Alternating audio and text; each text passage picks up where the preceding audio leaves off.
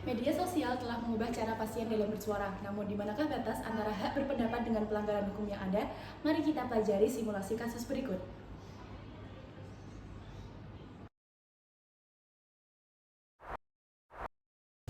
Saya sudah menulis surat terbuka di media sosial karena keluhan saya di bagian administrasi tidak ditanggapi dengan serius. Saya merasa hak saya sebagai pasien diabaikan. Kami menghargai respon Anda, namun tuduhan Anda yang menyebutkan hak institusi kami dengan tuduhan penipuan perlu berdampak buruk bagi reputasi kami secara nasional. Hal ini memicu penurunan kepercayaan publik, padahal prosedur yang kami jalankan sudah sesuai SOP medis yang berlaku. Secara hukum, kita harus merujuk pada pasal 27 ayat 3 Undang-Undang ITE dan pasal 310 KUHP.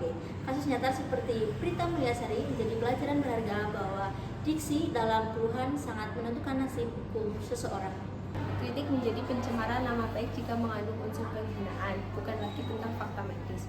Rumah sakit memiliki hak jawab, namun jika sudah masuk ke ranah pidana, prosesnya akan sangat panjang bagi kedua belah pihak.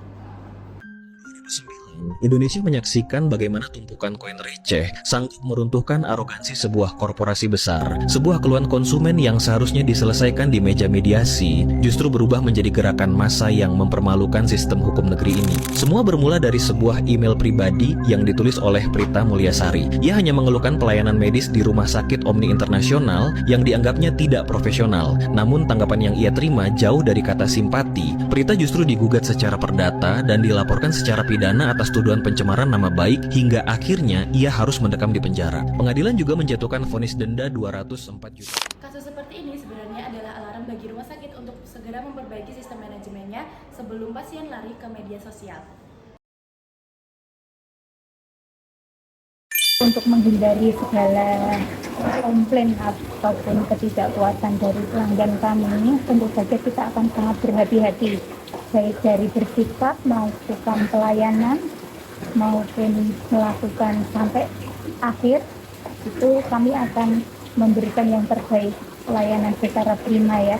Apalagi sekarang sosmed sangat mudah sekali ya izinnya untuk memberikan akses gitu ya terhadap semua orang. Jadi sebagai nakes sebenarnya secara psikologis kami sangat terbebani ya untuk memberikan pelayanan yang sangat prima tersebut. Maka dari itu untuk menghindari hal tersebut tentu saja kita akan sangat berhati-hati dari memberikan pelayanan dari awal maupun sampai akhir. Jadi supaya pasien ini tidak ada kendala atau merasa diberikan pelayanan yang sangat kurang, begitu menurut saya. Begitu ya Ibu. Baik, terima kasih Ibu atas jawabannya. Solusinya adalah komunikasi efektif. Pasien harus memahami informed consent dan jalur resmi pengadilan. Di sisi lain, rumah sakit juga harus responsif dan transparan sehingga viralitas atau tanda adanya sumbatan komunikasi yang gagal diselesaikan di ruang privat. Jadi kesimpulannya adalah jangan biarkan ketidaktahuan hukum merugikan Anda. Selesaikan dengan etika, hadapi dengan logika, Demi pelayanan kesehatan yang lebih baik.